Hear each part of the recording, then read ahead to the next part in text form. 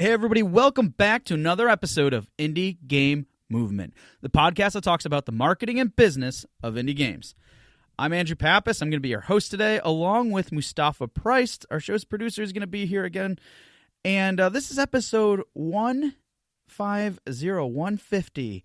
And we got a lot in store for you today. So why don't you just sit back, relax, and enjoy, and let's get right to the show.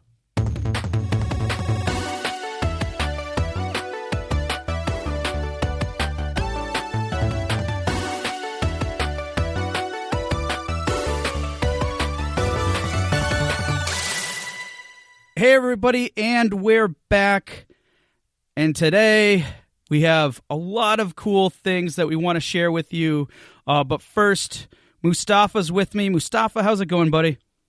I am doing absolutely fantastic being here for this very, very special and important episode. I'm super excited. Yeah, well, same here. And I'm sure a lot of people are wondering what's going on. I mean, we have a new intro music and stuff, but we'll get right into the details in a moment. But basically, and it might not seem like a lot, but this is our 50th episode, and it's our official announcement of Season 2.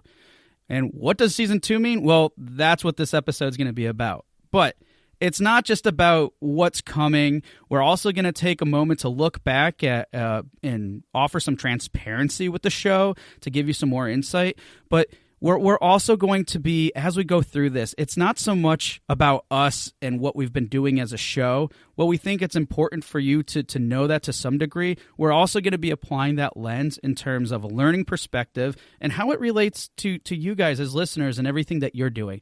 So that's our goal with this, and that's why we're so excited today to share all this information with you. And just real quick, like this show started, I find it hard to believe, in 2018, right? So if you think about it, like 50 episodes for like almost like 4 years now, like that sounds ridiculous. And yeah, in some ways it is, but you know, it's about a little making some steps and progress, and we'll go into that in a moment in terms of how we break all this down, but still really exciting stuff. And again, one thing we can't say enough is how much we really appreciate our listeners, and because you guys are the reason why we're having an episode like this today too. So yeah, that was a lot to open with. But Mustafa, I mean, what are your feelings about all this so far?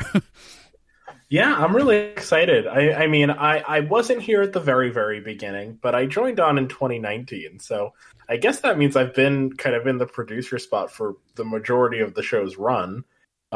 So, you know, it's become something very important to me as someone with, you know, that game design and development background, at least academically speaking. It's been absolutely incredible getting to meet all of these awesome guests. I mean, we got the opportunity to kind of evolve our presence at something like PAX, where we got to try experimental interviews and a full-on panel. I mean, and even just like some of the growth that we'll talk about in this episode, like just thinking about all of those things, this feels like a very good like culminating moment, and also an excellent jump off point for more super awesome stuff to come. Yeah, absolutely. And yeah, it's been crazy to say the least. But before we get into that, we're going to take things as you may think we would, based off of our standard format, which is we're going to run each other through the Q box round. Now, what's really funny about this is, okay, so typically when we have guests on the show, we do, for those of you who are wondering, we do prepare our questions in advance. We do some research, we do all this stuff, so that way our guests are prepared for when they're coming on the show. We generally don't like to kind of go off the cuff, less structure. Anyways, insight to that. But in our case, Mustafa and I specifically set the requirements where we have no clue what the other is asking. There was no requirements. It was just random questions that are appropriate for the Q box round. So we're just going to go back and forth. I guess we could just do 3 each. That should suffice, right? We're yeah. All right. So, Mustafa, I'll let you kick it off. Again, our guests have an idea of what we're asking, but Mustafa and I have No clue. So, Mustafa, take it away. All right. Andrew, what is your favorite soup? Um, wow. You know what? It would probably be the Zuppa Toscana, I think it's called, from Olive Garden. That's amazing. Wow. All right, Mustafa. Not sponsored. Yeah, not sponsored at all. If that happens, you guys will probably be the first to know. If you were to bark or meow for a day, which would you choose? Oh, probably meow. I imagine if I were barking, I'd get sick of the sound of my own voice. Can I ask you what that may sound like? Oh, I have no idea. I've never tried either. I'm proud to say I've never meowed or barked. He didn't fall for it. All right, your turn.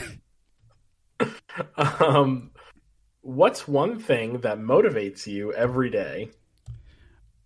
Oh, good one. Tried and true one of ours. Yeah, this is true.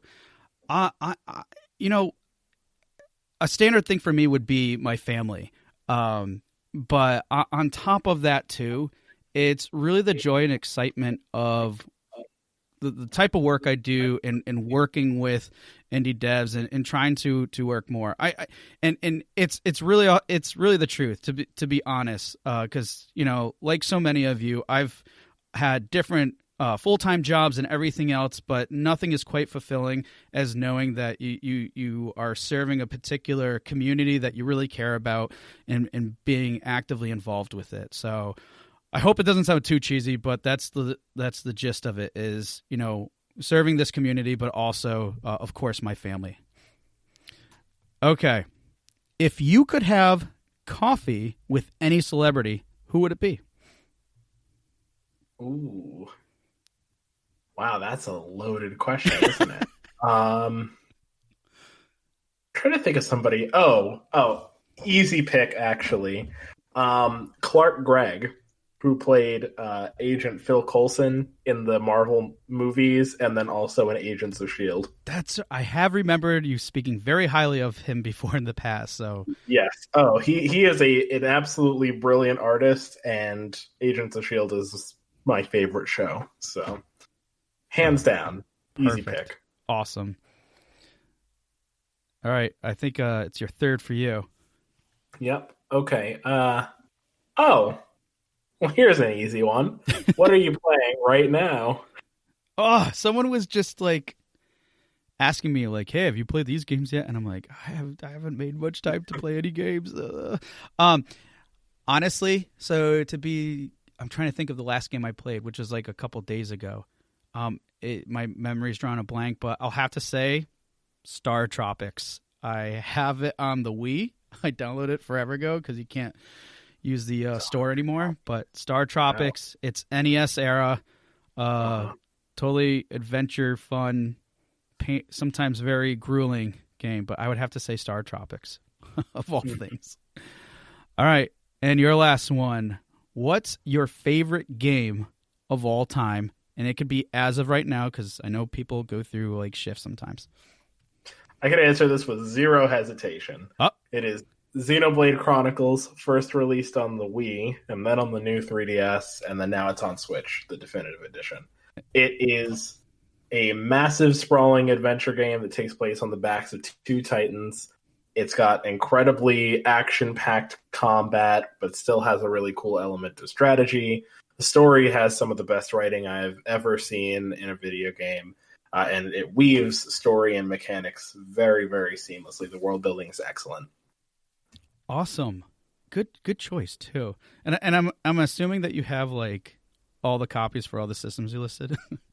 I have. I didn't get it for the Wii when it first came out. I got the 3DS one. I have the collector's edition of the definitive edition, the collector's edition of Xenoblade X for the Wii U, and then the collector's edition for Xenoblade 2, which came out on the Switch a couple of years ago. So I've got all the collector's edition, figurines, art books. I've got like the secret chapter, which was only released in Japanese. So I'm a super fan. Yeah, definitely. I'll say I'm almost right there with you with Final Fantasy. All right, cool. Well, that was a lot of fun, and I think we did a good job of our own Q-Bucks because I, in some respect, I was a little concerned. I'm like, what if I don't know how to answer? But anyways, so here we are. But let's get back into it because, like we said, we have a lot in store for you. But how I really want to kick this off, though, is like kind of looking back in what we're calling as season 1, kind of all in review. So. To start that, Mustafa, what would you say are some of the highlights, or more specifically, like some of the to kind of boil it down, because there's a lot that we covered, right? What would you say were some of your favorite pieces of advice from previous shows that we've had? Yeah, so I'll keep it a little bit quick because I know this goes a little bit out of the structure of what we discussed, but two things. Favorite moments for me, not necessarily pieces of advice, but favorite moments. Of course, the PAX panel stands at probably the top for me. Second to that, I loved the panel structure that we did for the New Year's special where we had Chris and Jenny on. Yep. That was something that was really fun. And then I was super fond of even the like micro interviews we did at PAX the year before, I think 2019. That was really exceptional stuff. But I would say favorite pieces of advice. So I know it kind of sounds like a cop-out because it was like the last interview-style episode that I was on that we did. But when we had Greg Cassavin from Supergiant, he gave this piece of advice. That was episode 145, by the way. It was specifically around giving feedback. And he talked about kind of the specificity and context that good feedback demands. The fact that every bit of advice isn't really going to be sufficient, right? Like, it's like that thing they tell you when you're out with friends, like never tell someone something they can't fix in 5 minutes, right? Yep. Like, so it's like if I am presenting my game to you and it's ready to ship in the next month, don't say feedback about one of its most core mechanics, maybe just tell me if there's like a bug you noticed or something like that. Like, that's kind of an obtuse example, but an example all the same, like contextual, applicable, practical feedback and the importance of that. That's a very, it's coming from an expert, so it makes sense, but very, very sound advice. No, definitely. And good points on those episodes too, because they were very different in a lot of fun in creating that, but also a lot of work to some extent. Yes. Which is perfectly fine. Specifically the both the PAX ones or whatever. But still, it's part of what makes it special. They take a lot of work to put together, so we can't do them all the time. But exactly, when they come together, they really come together. Yeah. So I would say, for my piece of advice, so being me, I took a little bit more of a analytical approach. Well.